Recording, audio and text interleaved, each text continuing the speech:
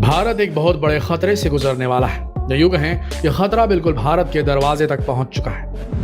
अफगानिस्तान पर कब्जा करने के बाद तालिबानियों के साथ हाथ मिलाने के लिए दुनिया के दो देश काफी आगे चल रहे हैं। एक है पाकिस्तान और दूसरा चीन, जो पहले से ही भारत विरोधी है। क्या आपको नहीं लगता कि इन तीनों के एकजुट हो जाने से भारत के लिए एक बहुत बड़ा खतरा पैदा हो चुका है? एक तरफ चीन, जिसकी मंशा गलवान घाटी की घटना के बाद से पूरी दुनिया को मालूम चल चुकी, वहीं दूसरी तरफ पाकिस्तान, जो भारत का कट्टर दुश्मन है। इसी सपने में जी रहा है कि कभी न कभी कश्मीर पर उसका कब्जा होगा।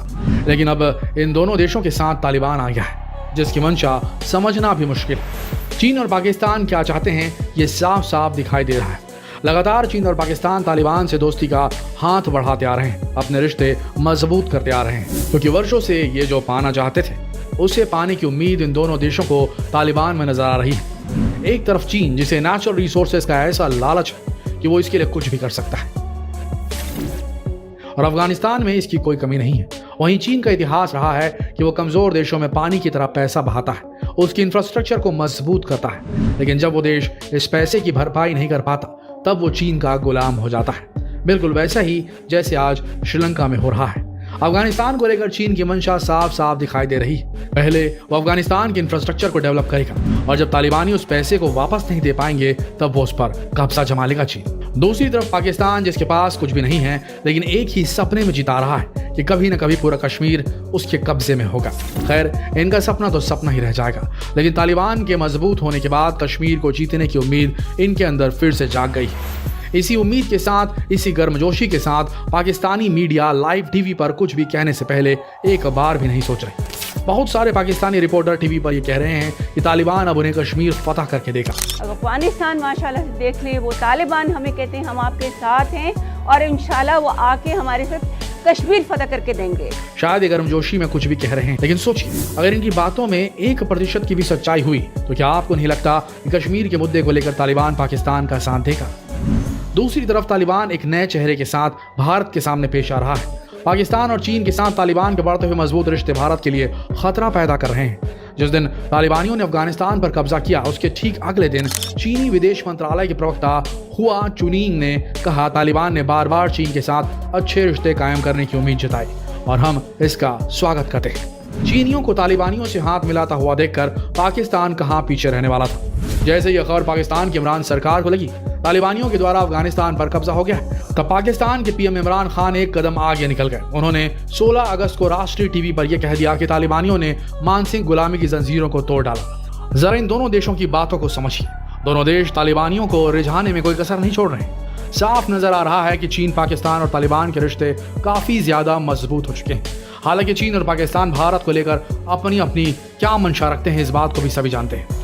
लेकिन इन तीनों देशों के एकजुट हो जाने पर भारत के सामने काफी बड़ा खतरा मंडराने लगा है, क्योंकि तालिबान एक ऐसा संगठन जिसके रिश्ते बड़े बड़े आतंकवादी संगठनों के साथ रहे हैं। लश्कर-ए-तैयबा, हिजबुल मुजाहिदीन और लश्कर-ए-झांगवी जैसे कई आतंकवादी संगठन हैं जिनकी नजदीकियां तालिबान के साथ लंबे अरसे से चली आ रही हैं। ये वही आतंकवादी संगठन है जिन्होंने भारत के अलावा दुनिया भर में कई आतंकवादी घटनाओं को अंजाम दिया है। लेकिन इन संगठनों का रिश्ता तालिबान के साथ काफी ज्यादा मजबूत है। यहाँ ये कह सकते हैं कि तालिबान के साथ इनकी काफी नजदीकियां हैं। आपको याद होगा, दिसंबर 1999 में इंडियन एयरलाइंस की फ्लाइट IC-814 का अपहरण हुआ था, जिसमें ऐसे कुछ आतंकवादी संगठनों का हाथ था जिनका ताल्लुक तालिबानियों के साथ था। वहीं जम्मू और कश्मीर में आए दिन आतंकवादी घटनाएं होती रहती। आज के समय जम्मू कश्मीर में जितने भी आतंकवादी हैं, उनमें से हर 5वां आतंकी एक अफगानी है। कुल मिलाकर देखा जाए तो तालिबानियों का इतिहास आतंकवादी घटनाओं से और आतंकवादी संगठनों के साथ मजबूत रिश्ते से ही शुरू हुआ है।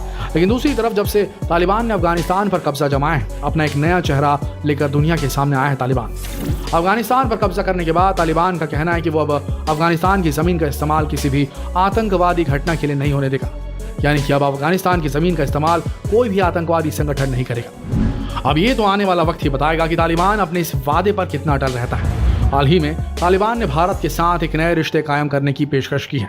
अफगानिस्तान की पूर्व सरकार के साथ भारत के काफी अच्छे रिश्ते रहे, इसी के चलते भारत ने अफगानिस्तान के इंफ्रास्ट्रक्चर को डेवलप करने के लिए $3 अरब का निवेश किया था। इसमें भारत के द्वारा अफगानिस्तान में बांध, स्कूल, ब्रिज और डैम बनाने का काम किया जा रहा था, लेकिन तालिबान के कब्जा करने के बाद सारी चीजें जैसे थम सी गई है।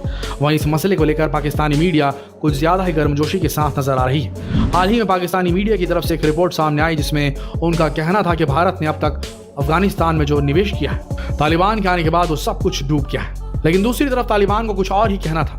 भारत के साथ संपर्क साधने के बाद तालिबान ने कहा कि भारत अफगानिस्तान में विकास के कार्यों को जारी रखेगा, वो उसमें किसी भी तरह की दखल अंदाजी नहीं करेगा, क्योंकि वो चाहते हैं कि भारत तालिबान के साथ राजनयिक संबंध कायम करे। लेकिन भारत इस नए रिश्ते को लेकर थोड़ी सतर्कता बरत रहा है, क्योंकि तालिबानियों का इतिहास कुछ और है। एक तरफ चीन और पाकिस्तान जैसे देश के साथ इसकी गहरी दोस्ती है, जो भारत सरकार के लिए खतरा बन सकती है। इसके चलते भारत जल्दबाजी में कोई फैसला नहीं ले रहा। जैसे ही तालिबानियों ने अफगानिस्तान पर कब्जा किया, भारत ने अपने दूतावास कर्मियों को तुरंत वापस बुला लिया। इसके अलावा जितने भी डेवलपमेंट के काम थे उन्हें रोक दिया गया। आज के समय भारत अफगानिस्तान की सारी गतिविधियों पर पैनी नजर बनाए हुए, क्योंकि भारत के लिए यह भी समझना जरूरी है कि तालिबान आखिर चाहता क्या है। एक तरफ वो चीन और पाकिस्तान जैसे देशों के साथ दोस्ती निभा रहा है, दूसरी तरफ उसकी नजदीकियां ऐसे आतंकवादी संगठनों के साथ है जो हमेशा से ही भारत विरोधी रहे हैं। लेकिन तालिबान भारत के साथ दोस्ती करना चाहता है, जो अपने आप में एक बहुत बड़ा सवाल खड़ा करता है कि आगे क्या होगा। भारत खेल चुका है दोस्तों, आगे क्या होगा कुछ कहा नहीं जा सकता। वैसे आपकी इस पूरे मसले पर क्या राय है? क्या आप चाहते हैं कि भारत को तालिबान के साथ संबंध स्थापित करने चाहिए? क्या तालिबानियों के साथ दोस्ती का हाथ बढ़ाना चाहिए भारत को या नहीं? जरूर बताइएगा, कमेंट सेक्शन आप ही के लिए है। मिलते हैं कल एक और दिलचस्प वीडियो के साथ, तब तक के लिए आप सबका इस वीडियो तक बने रहने के लिए दिल से धन्यवाद।